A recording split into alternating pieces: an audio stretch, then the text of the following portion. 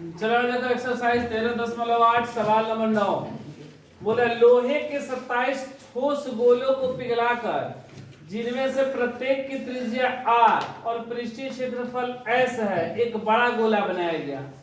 बोल रहा है कि ये गोला है ऐसे, ठीक है, जिसकी त्रिज्या कितना है r और इस तरह का क्या गोला है, इस तरह का 27 गो गोला है। कितना गोला है? 27 गो गोला है। 27 गो ऐसो पिघला कर एक बड़ा सा गोला बना दिया गया, ऐसे बड़ा सा गोला बना दिया गया। ये क्या गो है? 27 गो गोला है और 27 गोले को पिघला कर एक बड़ा सा गोला बनाया गया। बोला है ना, लोहे के 27 ठोस गोलों को पिघलाकर जिनमें से प्रत्येक की त्रिज्या r और पृष्ठीय क्षेत्रफल s से एक बड़ा गोला बनाया जाता है, जिनका पृष्ठीय क्षेत्रफल s डैश हो जाता है। इसका पृष्ठीय क्षेत्रफल कितना है? s।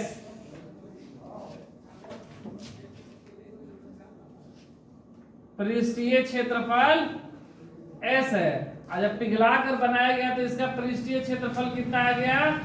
पृष्ठीय क्षेत्रफल s डैश।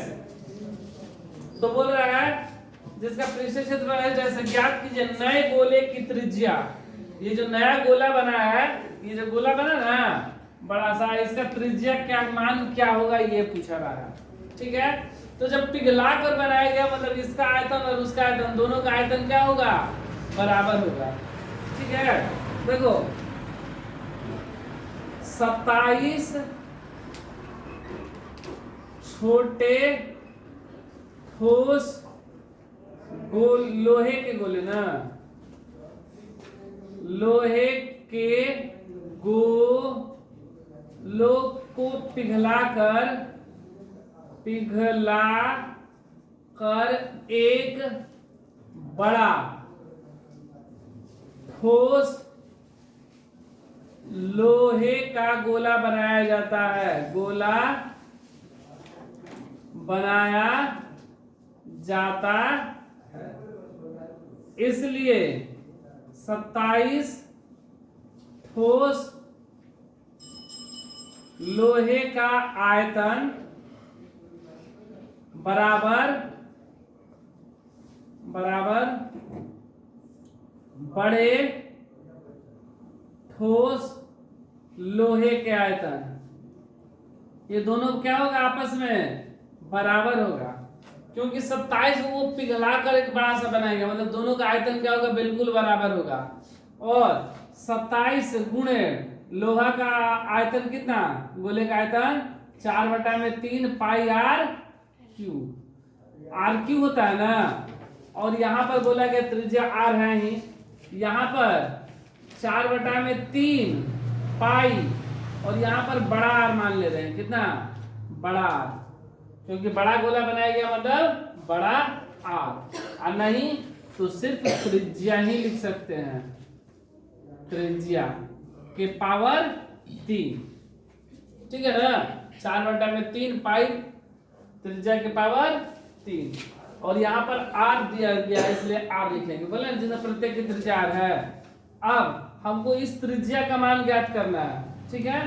तो ये देखो 27 गुणे 4/3 पाई r क्यू, ये गुणा में इधर आएगा तो भागा में 4/3 पाई बराबर कितना? त्रिज्या के पावर 3 हो जाएगा ना।